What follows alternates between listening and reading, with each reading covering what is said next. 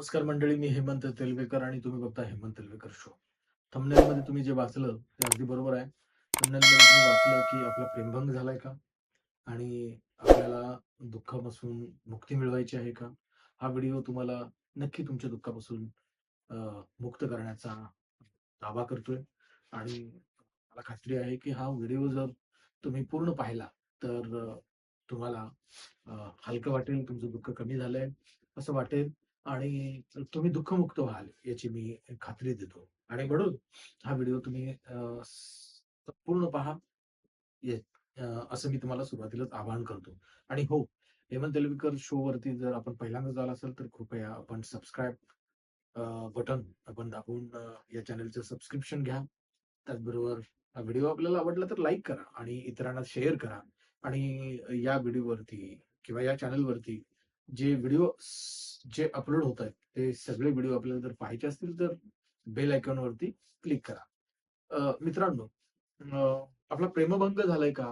असा एक विषय अ, आपण आज घेतोय. मित्रांनो, आपण सगळेजण मानव आहोत. Man is a social animal म्हणून आपण ओळखतो. मानव हा समाजामध्ये राहतो. समाजाबाहेर आपल्याला राहता येत नाही.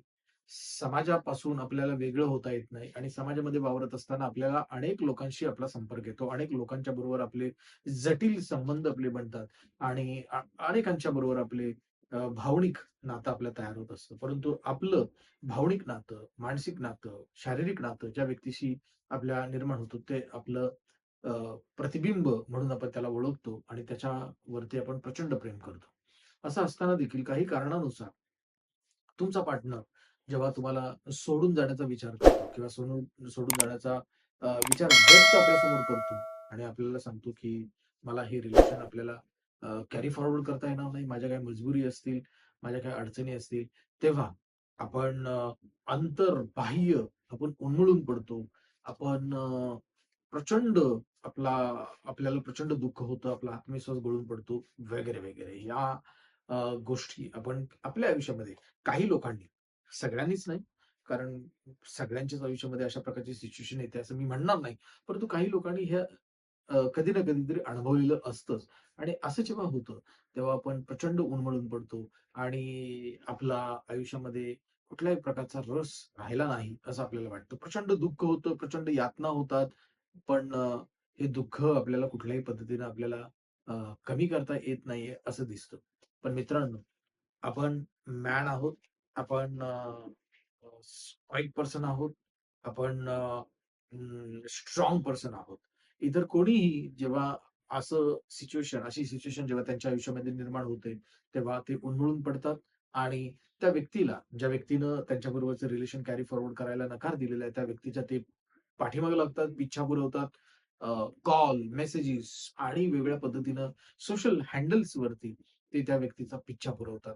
परंतु असा पिच्छा पुरवण्यामुळे कुठल्याही प्रकारचा उपयोग होत नाहीये. त्या व्यक्तीने निर्णय घेतलेला असतो. तुम्हाला जेव्हा त्यांनी तो निर्णय सांगितलेला असतो, तेव्हा तो निर्णय त्या दिवशी त्यांनी घेतलेला नसतो. तो निर्णय घेण्यासाठी त्यांनी कित्येक दिवस, कित्येक महिने, कित्येक वर्ष त्याच्यावरती विचार केलेला असतो. कित्येक वर्ष त्यांनी तो डिसिजन घेण्याचा विचार केलेला असतो आणि तो निर्णय तुम्हाला शेवटी त्यांनी फायनली सांगितलेला असतो. अशा परिस्थितीमध्ये आपण काय करायला पाहिजे हे मी तुम्हाला सांगणार आहे आणि ते तुम्ही जाणीवपूर्वक ऐका. अशा परिस्थितीमध्ये आपल्या पार्टनरनं जेव्हा आपल्या समोर अशा पद्धतीचा विचार व्यक्त केला असेल, तर एक विचारवंत, फ्रेंच विचारवंत इपिक्टस म्हणून एक फ्रेंच विचारवंत सांगतो, की जेव्हा तुमचा पार्टनर जेव्हा अशा पद्धतीचा विचार करतो, तेव्हा एक काम तुम्ही करायला पाहिजे. ते म्हणजे, की ज्याला बाहेर जायचंय, तुमचं रिलेशन तोडून बाहेर जायचंय, त्या व्यक्तीला तुम्ही दारापर्यंत पोहोचवायचंय. दाराच्या बाहेर त्याला घालवायचं आहे आणि दार बंद करून घ्यायचं आहे. You have to shut the door. You have to close the door permanently. लक्षात घ्या, लक्षात घ्या. बाय फोर्स आपण कुठल्याही व्यक्तीला आपल्या आयुष्यामध्ये ठेवू शकत नाही. हो, मला कळतात तुमच्या भावना. तुमचं त्या व्यक्तीवरती प्रचंड प्रेम आहे. तुमचं त्या व्यक्तीवरती अतिशय निरतिशय प्रेम आहे. त्या व्यक्तीबरोबर तुम्ही आयुष्य काढण्याची स्वप्न बाळगलेली असतात. त्या व्यक्तीबरोबर तुम्ही संपूर्ण आयुष्य जगण्याची स्वप्न बघितलेली असतात. अनेक स्वप्न तुम्ही रंगवलेली असतात आणि ती सगळी स्वप्न आता उन्मळून पडलेली आहेत. याची जाणीव तुम्हाला होते, परंतु त्याचा काहीही उपयोग नाही. एखाद्या व्यक्तीनं आपल्या आयुष्यामध्ये राहण्याच्या ऐवजी आपल्याला सोडून जाण्याचा जेव्हा विचार केलेला असतो, तेव्हा त्या व्यक्तीवरती कुठल्याही प्रकारचा फोर्स करणं हे योग्य नसतं. बाय फोर्स तुम्ही एखाद्या व्यक्तीला तुमच्या आयुष्यामध्ये ठेवूही शकाल, परंतु त्याचं आपल्या आयुष्यामध्ये असणं हे दीर्घकाळ नसतं. काही दिवसानंतर ती व्यक्ती निश्चितपणाने विचार करते तुम्हाला सोडून देण्याचा. म्हणजे तुम्ही एखाद्या व्यक्तीला बाय फोर्स तुमच्या रिलेशनमध्ये ठेवण्याचा प्रयत्न कराल, तर तुम्ही फक्त डिले करत असता त्या व्यक्तीचं तुमच्या आयुष्यामधनं बाहेर जाणं. त्या व्यक्तीला बाय फोर्स तुमच्या आयुष्यामध्ये आपण ठेवण्याचा जेव्हा विचार करतो, तेव्हा ती व्यक्ती काही दिवसच, काही काळच तुमच्या आयुष्यामध्ये राहते. कधी ना कधीतरी ती निर्णय घेते तुमच्यापासून वेगळं होण्याचा. पण मित्रांनो, मी मगाशी म्हटलं त्या पद्धतीनं, इतर अनेक लोक जेव्हा एखादी व्यक्ती अ, आपलं रिलेशन सोडून बाहेर जाण्याचा विचार करते, तेव्हा ते उन्मळून पडतात. तेव्हा ते त्या व्यक्तीची माफी मागण्याचा प्रयत्न करतात. माझ्याकडनं काही चुका झाल्या असतील तर मला माफ कर, मला सोडू नकोस. हातापाया पडतात, पिछा करतात. अनेक सगळ्या गोष्टी करतात. याला आपण डोअर मॅट सिंड्रोम या नावाने आपण ओळखूया. डोअर म्हणजे दारासमोर आपण पाय पुसण्याची जेव्हा आपण पाय पुसण्यासाठी अ, एखादं कापड आपण टाकतो, त्याला डोअर मॅट असं आपण म्हणतो. जेव्हा एखादी व्यक्ती आपल्या आयुष्यामधून जाण्याचा विचार करते, तेव्हा आपल्यापैकी अनेक लोकं हे उन्मळून पडतात आणि त्या व्यक्तीने आपल्या आयुष्यामध्ये राहावं यासाठी ते अ, पिच्छा पुरवतात, त्या व्यक्तीला विनंती करतात, त्या व्यक्ती पुढे आपल्या प्रेमाची भीक मागतात. परंतु त्याचा काही उपयोग होत नाहीये. त्या व्यक्तीने निर्णय घेतलेला असतो आणि तो निर्णय एका दिवसामध्ये घेतलेला नसतो. काही दिवस, काही महिने, काही वर्ष त्यानं तो निर्णय घेतलेला असतो आणि त्यामुळं ती व्यक्ती तुमच्या आयुष्यामधनं जाण्याचाच त्यांनी निर्णय घेतलेला असतो. त्यामुळे त्या व्यक्तीला अडवण्यामध्ये कुठल्याही पद्धतीचा अ, अर्थ नसतो, स्वारस्य नसतं. ही गोष्ट आपण लक्षात घ्या. आपण त्या व्यक्तीवरती प्रेम करत असतो, परंतु प्रेम करतो याचा अर्थ त्या व्यक्ती समोर आपण तिच्या सगळ्या चुका, तिनं आपल्यापासून दूर होण्याचा त्याचा जो विचार आहे, त्या सगळ्या विचाराला शरण होऊन त्या व्यक्तीच्या हातापाया पडणं, त्या व्यक्ती व्यक्ती समोर झुकणं, त्या व्यक्तीला अर्ज-विनंत्या करणं, हे कंप्लीटली आपल्या पर्सनॅलिटीमध्ये एक प्रकारचं चुकीचा संदेश निर्माण करणारे आहेत. आपल्या पर्सनॅलिटीमध्ये एक प्रकारच्या कच्चा दुवा आहे. आपल्या पर्सनॅलिटीमध्ये काहीतरी कमतरता आहे, याचं निदर्शक असणारी ही गोष्ट आहे. आणि त्यामुळं आपण कितीही एखाद्या व्यक्तीवरती प्रेम करत असलो, तरी देखील आपण ग्राउंडेड राहणं महत्त्वाचं असतं. आपण आपल्या मतांवरती ठाम राहणं महत्त्वाचं असतं. हो, असं होतं. आयुष्यामध्ये आपल्यासारखे अनेक लोकं आयुष्यामध्ये अशा पद्धतीचा अनुभव घेत असतात. आपण एकटेच नसतो. इंग्रजीमध्ये एक म्हण आहे, "it is better to have loved than it is better to have loved and lost than never to have loved at all."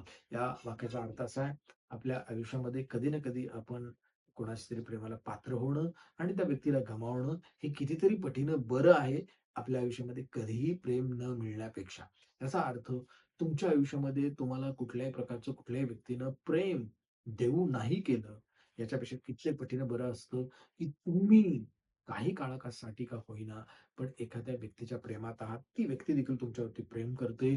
ती व्यक्ती देखील तुमच्याबरोबर मनापासून प्रेम करते. काही क्षण ती व्यक्ती तुमच्याबरोबर खर्च करते. परंतु काही कारणानुसार त्या व्यक्तीला तुमच्याबरोबरचं रिलेशन सस्टेन करता येणं शक्य नसतं आणि म्हणून म्हणून तुम्हाला आता एक निर्णय घ्यायचा आहे.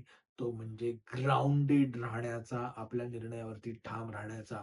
मला कल्पना आहे, हा निर्णय घेणं, हा विचार करणं, हा आपल्याला प्रचंड त्रासदायक असणारा विचार आहे. प्रचंड पेन्स देणारा विचार आहे.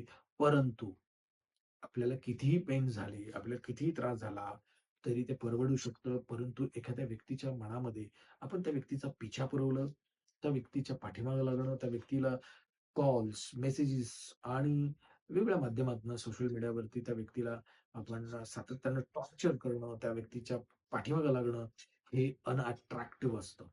त्याच्यामध्ये कुठल्याही प्रकारचा अट्रॅक्टिव्हनेस नसतो आणि अट्रॅक्टिव्हनेस हा खरं तर म्हणजे आकर्षकपणा हा समोरच्या व्यक्तीमध्ये आपल्याबद्दलचा आदर निर्माण करत असतो.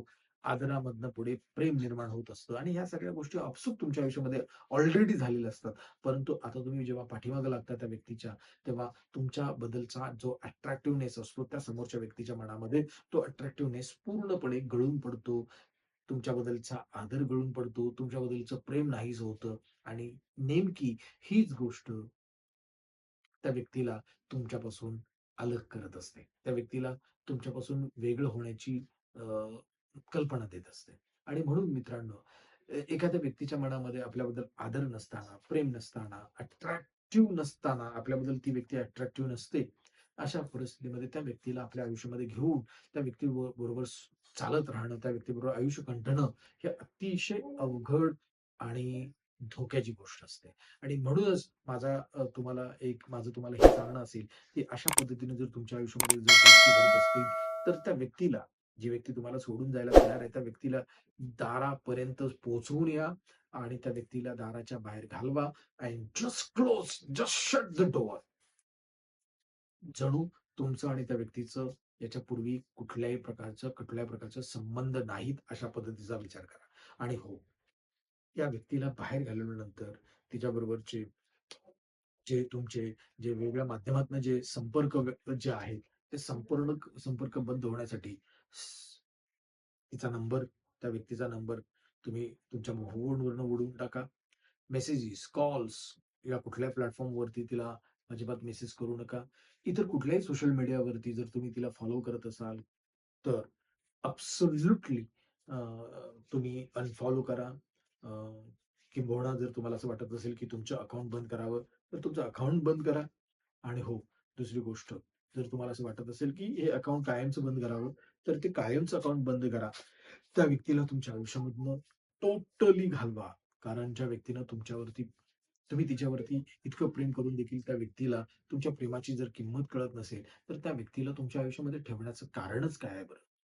त्यामुळं त्या व्यक्तीला, जर ती व्यक्ती जात असेल, तर ॲब्सोल्युटली त्या व्यक्तीला जाऊ द्या. Let them go.